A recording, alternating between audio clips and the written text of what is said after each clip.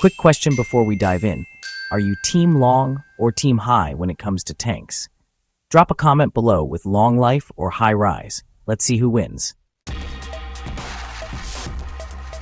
Today, we're going step by step through the ultimate 20-gallon aquarium setup guide. Whether you've got a long or high tank, we'll break down the gear, the layout, and even the best fish choices for each style. Let's get into it.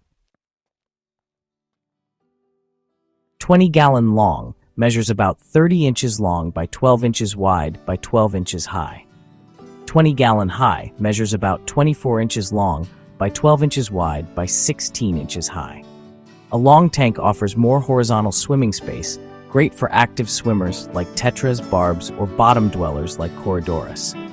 A high tank provides more vertical space, perfect for species that like to swim up and down like angelfish or gourami, and for creating layered aquascapes.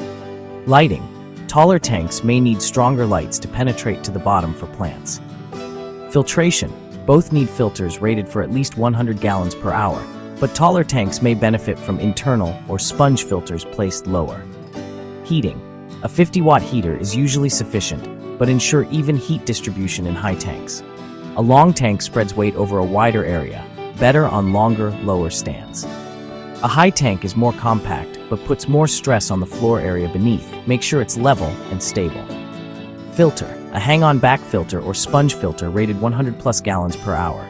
Example, AquaClear 30. Heater. 50 to 75 watt adjustable heater like Aheim Jaeger. Lighting. LED adjustable light like Nicru Classic LED Plus. Substrate. For a planted tank, use fine gravel or nutrient-rich substrate like Fluval Stratum. For a community tank, standard aquarium gravel or sand works well. Thermometer. Digital or stick-on. Water conditioner, essential for tap water dechlorination. Seachem Prime is popular. Test kit, API master test kit for ammonia, nitrites, nitrates, and pH. Rinse substrate thoroughly to avoid cloudy water. Add 1 to 2 inches of substrate evenly across the bottom. Install equipment, filter, heater, thermometer. Fill tanks slowly using a plate or plastic bag to prevent substrate disturbance. Dechlorinate water with conditioner. Cycle the tank. Fishless cycling takes 4 to 6 weeks. Add ammonia or use established media. Monitor water parameters. Ammonia should be 0 parts per million, nitrites 0 parts per million, and nitrates less than 20 parts per million. Aquascape. For long tanks, go for horizontal layouts, driftwood, and caves.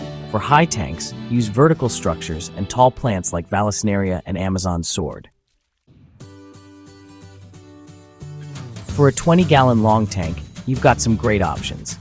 You can go with a nice school of neon tetras or harlequin rasboras, maybe around 10 to 12 of them. For the bottom of the tank, 6 Corydoras catfish are a fantastic choice. They're super active and fun to watch.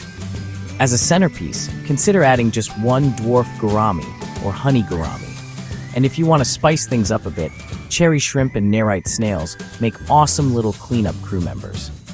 For a 20-gallon high tank, you could keep 1 angelfish along with some small, peaceful fish like ember tetras. Honey gouramis are also a great pick, especially since they really make use of that vertical space. Otocinclus catfish are perfect for helping control algae. And for plants, tall options like jungle val and water wisteria can really bring your aquascape to life. When it comes to stocking, remember to follow the 1 inch of fish per gallon rule, but do it cautiously. Bioload is super important. Always consider compatibility and the space your fish need. And of course, introduce your new fish gradually after your tank is fully cycled.